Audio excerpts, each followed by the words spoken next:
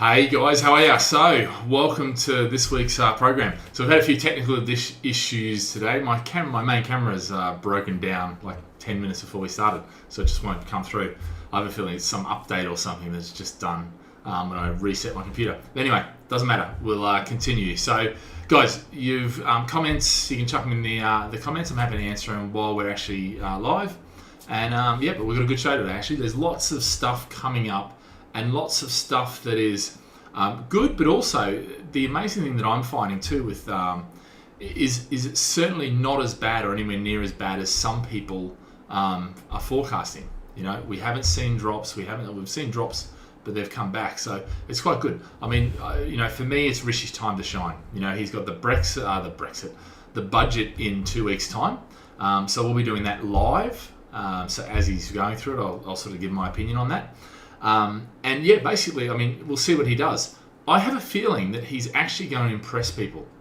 I think, given the tenuous nature of the entire economy and the approach or the COVID, I think really he has to do that. So anyway, today we're going to look at house prices jumping. They've come back up again.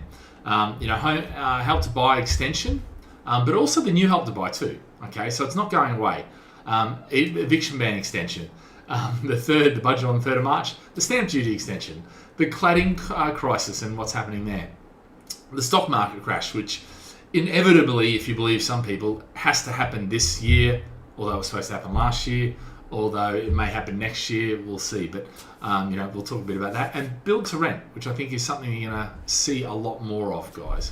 So but look, guys, make sure you subscribe, you like the thing if you find the content to your liking, and by all means pop the questions into the comments, and I'm happy to answer them live, because obviously it's such an interesting time now to be in property.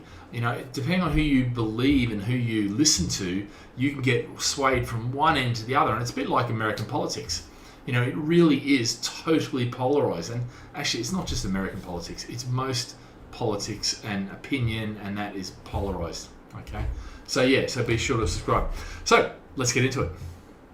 Right, so UK house prices record surprise jump despite looming stamp duty. Now, everybody's linking stamp duty and house prices, and they're saying, it's going to come down, it's going to die if we cut it off.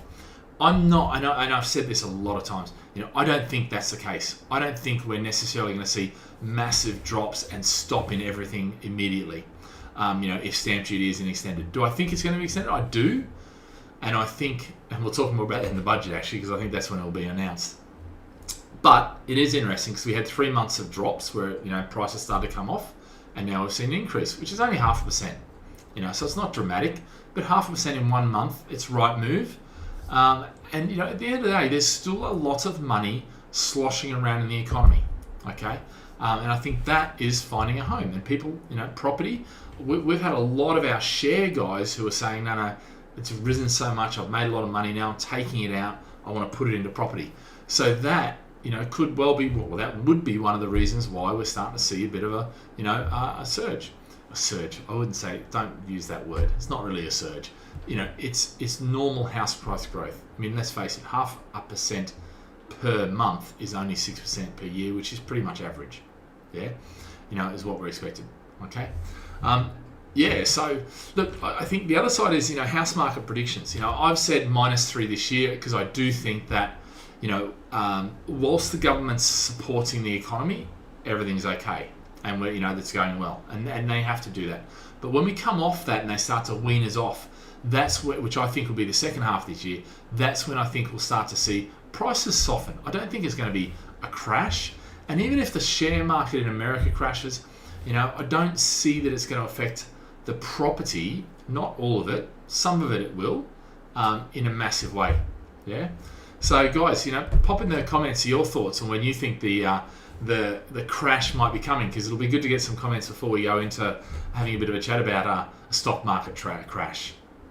All right, but I mean, if you have a look at Rightmove, Zoopla, Halifax, Savills, Hamptons, and CBRE, they are all predicting, from +5 to -5, which really is I don't know, let's just pick that, which is kind of what I've done. I think it'll end up, for me, I didn't think it'll go to 5. I thought it'll come off a little bit, but not that much. Yeah, and that's sort of my prediction. and has been for a while. The question really is, with house prices going back up, has the property market got a ceiling, or has it hit a ceiling? Can it get higher? And I think one of the key things here is, it can most definitely go higher. And I think, you'll be surprised at how far that can go. I think really the interesting thing with this whole game is that we often look back and we think, how can it come from here to here? But actually, when we were sitting there, we said exactly the same thing, and then it goes back up. So, that's where we've got to sort of really look at these sort of things. And I think actually it can go a lot higher. We've had Brexit, we've had austerity, we've had all these things pushing the prices down.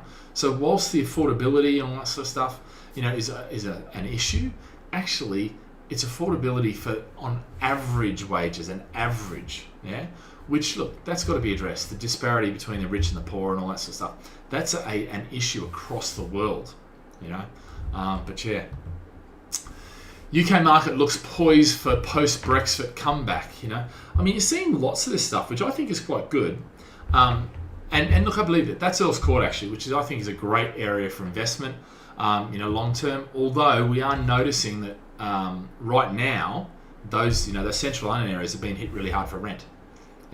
And we're noticing that there is a lot of stock available in certain areas like Canary Wharf and like East London and that sort of stuff, where the financial district was, where there's just nobody. There's nobody going to work now. So that is having because it's taken, it's been a year now, that's really starting to have an effect on rents. And I can tell you right now, if you're not prepared to accept lesser rent, then it's not going to get rented. You have too much competition. And as I always said, it's a week-by-week market. So you've got to look at the market on that week-by-week market and make a decision based on that. Okay? And when you do, you will get it rented. We are renting these things, but unfortunately, when landlords say, well, hold on, I was getting $1,500 last year, or, in 2019, and now you're telling me I'm going to get $1,100, that's just not, that can't happen. It's like, yeah, but that was when your place was full of service apartments, which have all come onto the market. And now, there's 1,000 in the, 2 mile, 5 mile radius, whatever it is. So you've got to have, this sort of, you've got to have that sort of view on things. Help to Buy deadline extended amid COVID delays. So it's been extended for 2 months, not too dramatic. And actually, to be fair, great. I'm a big one for getting people on the housing ladder. And I think the governments, it should be a requirement that they have that process in any country across the world. I think getting people on gives them stability, it gives them purpose, it gives them, a whole range of in your face benefits. And I think really for most people I know, when they buy their house, that's them symbolizing that they're becoming of age, and for me it's almost like a rite of passage. Unfortunately, if these schemes aren't here, it makes it very hard. Look, the new scheme, interestingly, don't worry about reading all that there, but basically there's two things. There's the new homes ombudsman coming in, which is talking about basically customer care code and conditions and all that sort of stuff, making sure that they're up to standard, which is great. That's good news. I love that. Get rid of the cowboys. The other side is that the new one, if you've got you got to have 5%, and you got to take at least 25% mortgage, and it's effectively you don't pay interest on the first year, then it's 1.75, and then it's 2% above CPI. The interest rate, and you can keep it for 25 years. So actually, it's a bloody good scheme, and I love that, and I love that, and I hope they don't ever lose that, because I think it's the best thing getting people onto the ladder. So the trick is, and the question, if you're sitting there wondering what you need to do, you need to save 5% of the deposit. And if you're sitting there and you go, well, I want to buy in London, it's like, no, work out where you can afford to save 5%, and then buy in that area. Buy the best you can buy in that area, and then if you need to, buy that, and then work your way up to the next one and the next one. So yeah, eviction ban. So pandemic forces 450 families falling behind on rent. This is, and it is happening, and it's happening a lot more, and it's obviously the further it goes, the more this is happening, and landlords are largely footing the bill for this, which is unfortunately. But what they've done is they've extended it for another 6 weeks. So you can still get out of it. But the interesting thing is, the Law Society is raising concerns about the government's new eviction mediation scheme, which for me is a bit of a joke. They said they were going to, shore up the courts and get things happening and moving from there. we haven't seen much of that. So they're talking about taking away the ability to take your property back, but one of the things they said, one of the conditions was they'd strengthen up the existing market. We haven't seen that. We haven't seen any movement towards that at this stage, nothing. So it looks like they're moving ahead with taking that ability away, but not giving the ability. And let's face it, landlords have been the punching bag for a few years, with tax changes, with all the obligations, regulations, and all that sort of stuff that are coming in, with the ridiculous, tenant fee bans and things like that. And I've got nothing against the tenant fee ban per se, but the way they implemented some of it was so that, for instance, people can take an interest-free loan of 14 days if they want to, which is just ridiculous that landlords should become a finance arm because they don't want to pay, And it's just, there's too many stupid decisions that are just knee-jerk reactions like that the government's making, and it's unfortunate, but yeah. Guys, I just realised we haven't had any comments. So if anyone's got any comments, we've got plenty of people on listening, so I'm not sure what the story is. Although I am noticing, I think the Facebook feed's having problems. It says it's sending data, but yeah, anyway, let's continue on. Any questions, pop them in there. I'm happy to answer them as we go along. So the question then becomes, what happens with the budget? What happens now? You got the 2021 budget. This is on the 3rd of March. And so the interesting thing is, for my predictions, is going to be, taxes, potentially capital gains and all that sort of stuff. Although I don't think we're going to be that surprised. I don't think it's going to be fine. Yeah, Michelle got that. So yeah, thank you.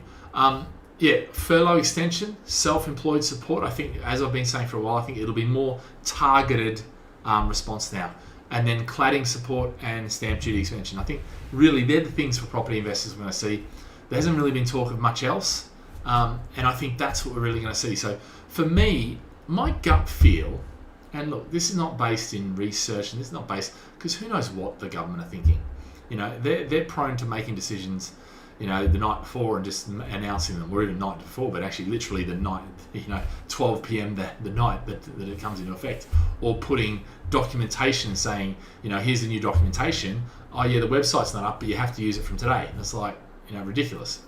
But anyway, I think maybe that they're not going to increase the taxes on capital gains tax and stamp duties and things like that. I think actually they're probably going to let it ride out for a little bit longer. Maybe it'll be, the autumn budget. Maybe it'll be next year. We'll see.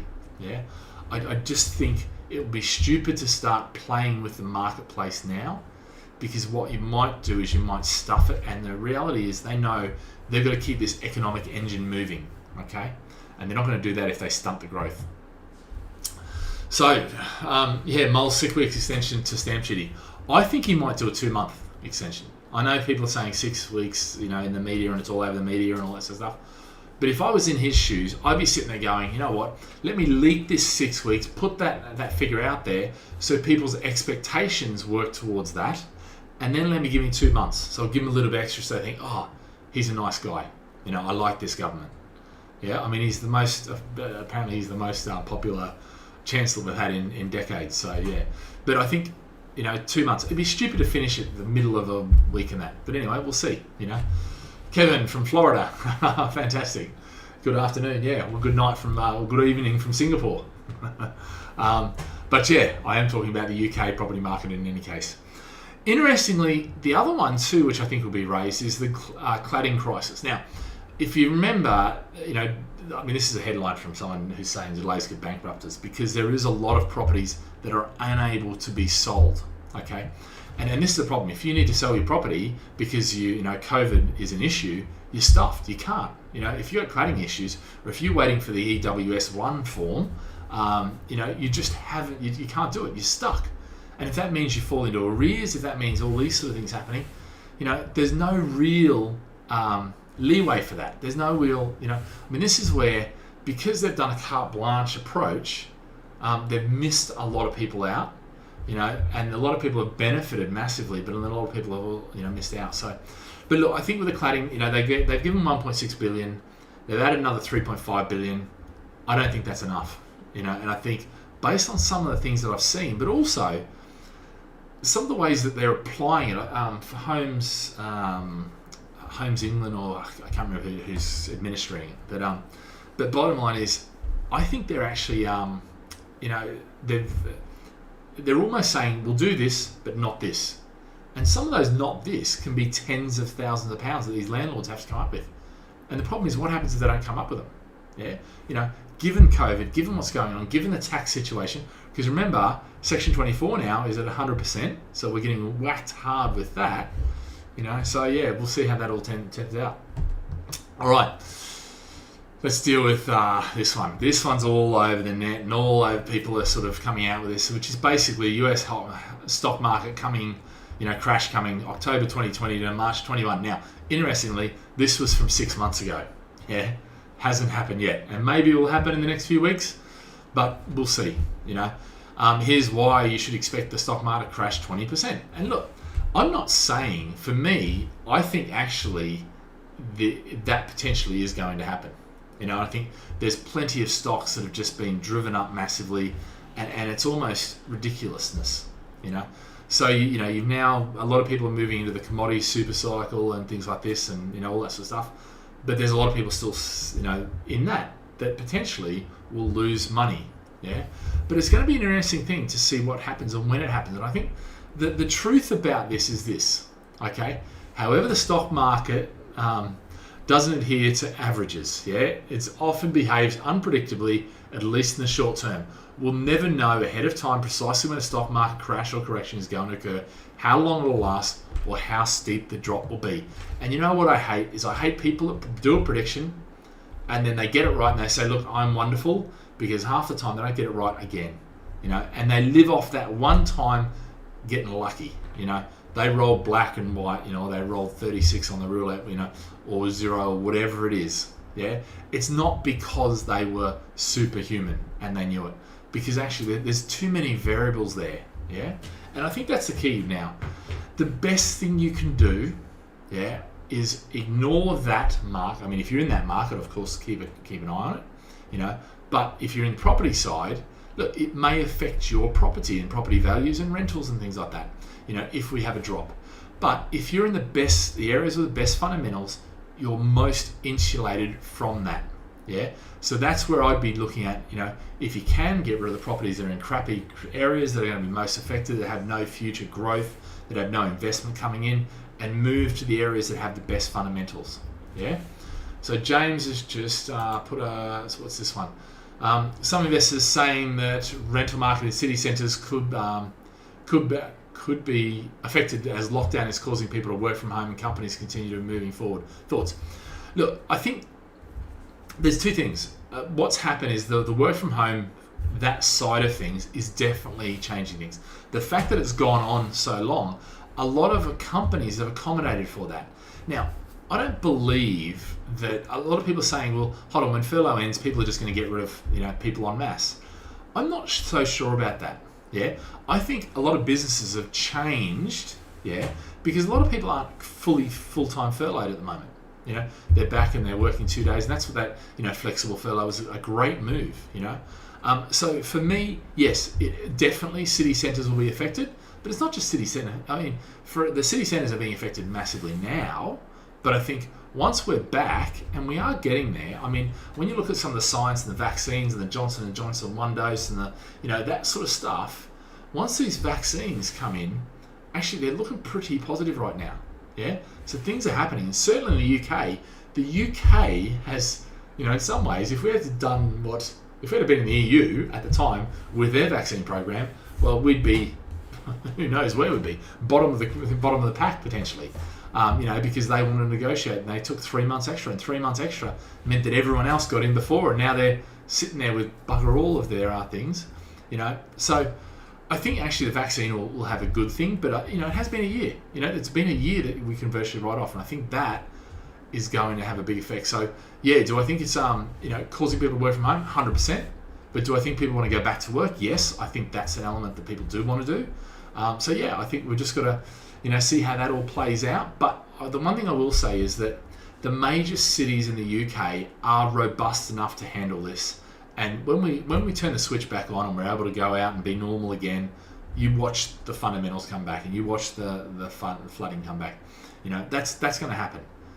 Now, are there going to be opportunities? Yes. Are there going to be people who are sitting there going, my rent was $1,500 and now $1,100? that is going to happen, and that is happening. Yeah, not everywhere, not everywhere, but certainly in central London, in some of the prime areas, that's having an effect. Yeah, because London is a ghost town. Now have a lot of those businesses gone bust? Well, we'll wait and see. I think a lot of people are saying there's lots of businesses gone bust, but then the reality is, okay, because when you look at the unemployment numbers and the redundancy numbers, they're not that high. So either people are willing to pay that 25%, because the 80% can be furloughed, 25% they're going to top it up, with the pay as you earn and all that sort of stuff. Well, you know what? Actually, maybe, it's not as bad as everyone thinks, and people have pivoted. And I think that's the key. I think people have pivoted. Yeah. Cool. So, advent time, doesn't matter who they are. Target's 5,000. Build to rent. Yeah. Homes with 500 million London fund. Now, you're going to see a lot more of this. So what this is this is quite simply, and the areas we're talking about are Islington, Southwark, Wandsworth, Wimbledon, Hammersmith, Lambeth, Campbell. So central London, good places. What we're talking about here with build to rent is where a developer goes in, they buy the land, and they build the entire thing out, and all of them are for rentals. Yeah, there's nothing, that is actually sold. Yeah, this is where a lot of this city centre stuff is happening now. A lot of the city centre growth is happening there. Sorry.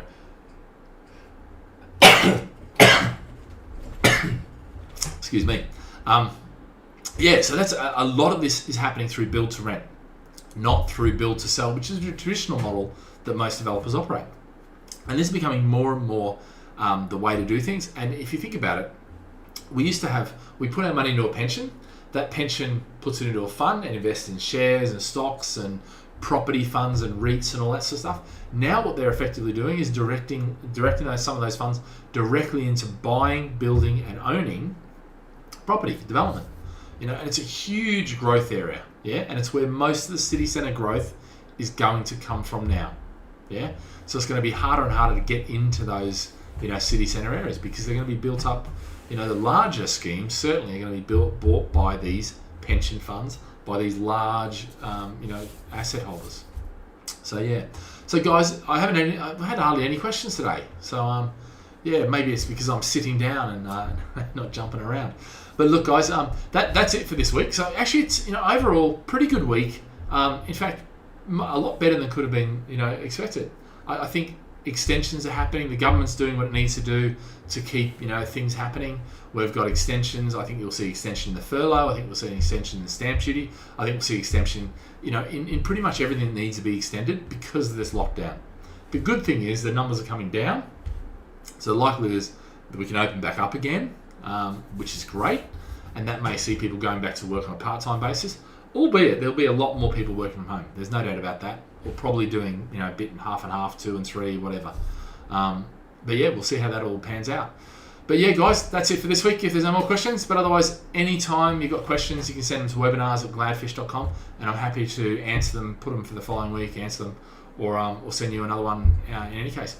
But look, guys, thank you very much. Have a fantastic week. Things are good. So, from the housing front, nothing really negative to report, nothing really scary to report that you need to worry about too much. So that's quite good. It's a good week.